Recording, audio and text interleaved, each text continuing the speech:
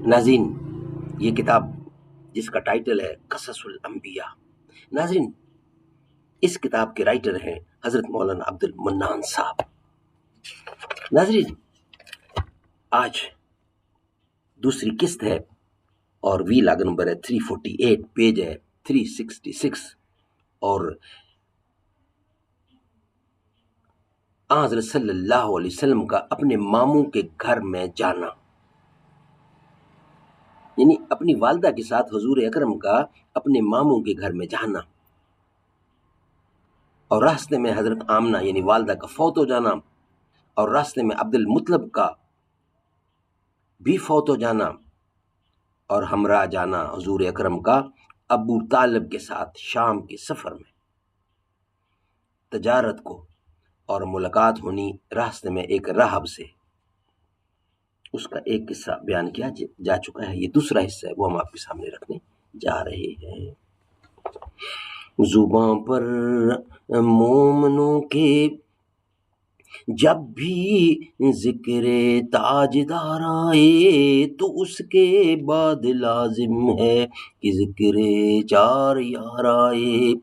ابو بکر و عمر عثمان و حیدر جب بھی باغباں ہوں تو پھر کیوں کر نہ باغ مصطفیٰ میں ایک بہار آئے۔ رب صلی وسلم دائماً ابدا علی حبیبک خیر خلق کل یمین۔ حضور اکرم صلی اللہ علیہ وسلم سے لے کر حضرت آدم علیہ السلام تک تمام انبیاء کرام کے قصے یعنی سچے قصے، واقعات یعنی سچے واقعات قرآن و سنت کی روشنی میں، قرآن و حدیث کی روشنی میں لکھے گئے ہیں اس کتاب کے اندر، ہم آپ تک پہنچانے کی کوشش کرتے ہیں۔ کم از کم ایک ویلاگ ابو طالب نے حضرت صلی اللہ علیہ وسلم کا ہاتھ پکڑ کر اپنے ساتھ اونٹ پر بٹھا لیا، اور دونوں چچا بھتیجے کارواں کے چل دیے، یعنی کارواں کے ساتھ چل دیے۔ جب سب کارواں وادی شام میں پہنچے، وہاں ایک راہب کی عبادت گاہ تھی، اور اسی بستی میں درخت سایہ دار تھا۔ جو قافلہ سوداگروں کا اس راستے سے جاتا تو ضرور اس کے نیچے اترتا، اور اس راہب سرخیش نے توریت میں لکھا، اس راہب جس کا نام تھا سرخیش نے تورات میں لکھا ہوا پڑا تھا کہ فلانے وقت ایک پیغمبر مکے سے سوداگروں کے ساتھ یہاں آیا کریں گے، اور ان کی پشت پر مور نبوت سے ان سے فیض حاصل کرنا چاہیے، اور ان کی پشت پر مور نبوت سے ان سے فیض حاصل کرنا چاہیے۔ اس امید پر حضرت کے آنے کا وہ منتظر تھا، اور اسی وجہ سے جو قافلہ بھی مکہ سے آتا وہ سب کی خاطر مدارت کرتا اور سب کو بغور دیکھتا۔ پس ابو طالب بھی اسی راستے سے حضرت محمد مصطفیٰ کو لے کر سوداگروں کے ساتھ اسی وادی میں پہنچے، اور وہ سرخیش راہب اس دن بالائے بام جا کر دیکھ رہا تھا کہ فلاں ایک قافلہ مکے سے آتا ہے، اور ایک ٹکڑا بھی ابر کا ان کے سر پر سایہ کیے ہوئے چلا آتا ہے۔ پھر سب درخت کے نیچے آ کر اترے۔ درخت نے تعظیماً کچھ جنبش کی اور ادب بجا لایا، کیونکہ اس قافلہ کے بیچ میں سید الکونین تشریف لائے تھے۔ اس سرخیش راہب نے یہ حال دیکھ کر ان سوداگروں کے پاس یہ کہلا بھیجا کہ مکیوں سے ہم بہت ہی محبت رکھتے ہیں۔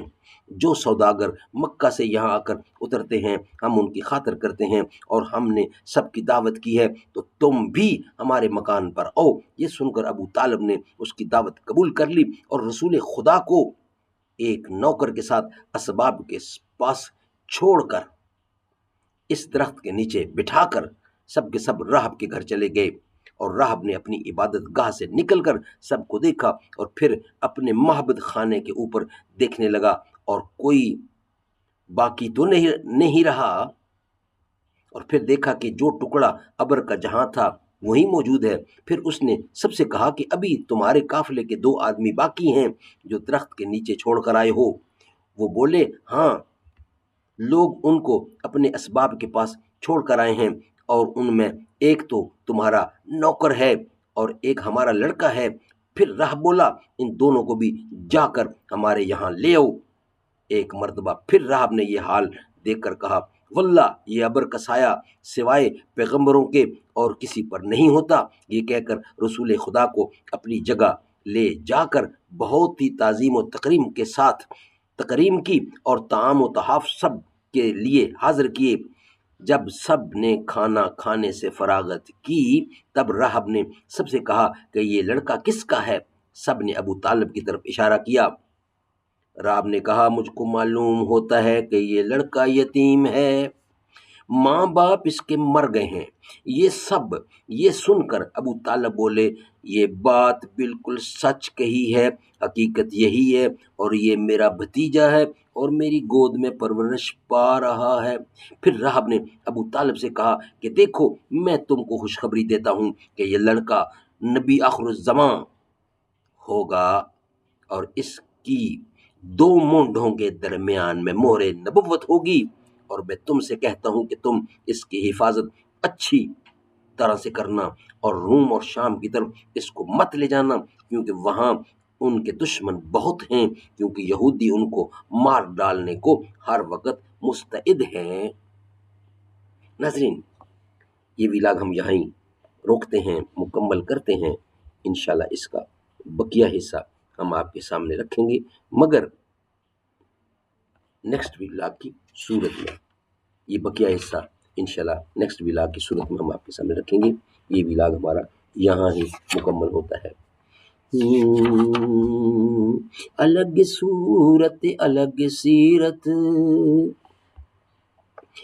الگ صورت الگ سیرت، الگ پہچان رکھتے ہیں۔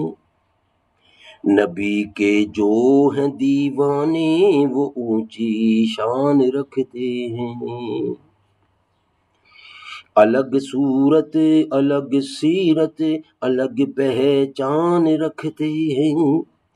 نبی کے جو ہیں دیوانے وہ اونچی شان رکھتے ہیں۔ جہاں والوں تیرے قانون کی حاجت نہیں ہم کو، مسلمان ہیں ہم اپنے واسطے قرآن رکھتے ہیں۔ جہاں والوں تیرے قانون کی حاجت نہیں ہم کو، مسلمان ہیں ہم اپنے واسطے قرآن رکھتے ہیں۔ الگ سیرت الگ صورت، خیرت والے کبھی بھی وقت کو ضائع نہیں کرتے۔ خیرت والے کبھی بھی وقت کو ضائع نہیں کرتے۔ ہمیشہ فکر اے لوگوں وہ عالی شان رکھتے ہیں۔ فقیروں اور ولیوں کو کبھی کمزور مت کہنا، یہ اپنی جوتیوں پہ دولت و ایمان رکھتے ہیں۔ مسلمانوں کی غیرت کو نہ للکارو، ذرا سن لو، نبی کے دین کی خاطر یہ حاضر جان رکھتے ہیں۔ عقیدہ جو صحابہ کا وہی میرا بھی ہے کاش، نبی مختار کل ہیں ہم یہی مان رکھتے ہیں۔ الگ سیرت الگ صورت، الگ پہچان رکھتے ہیں۔ نبی کے جو ہیں دیوانے وہ اونچی شان رکھتے ہیں۔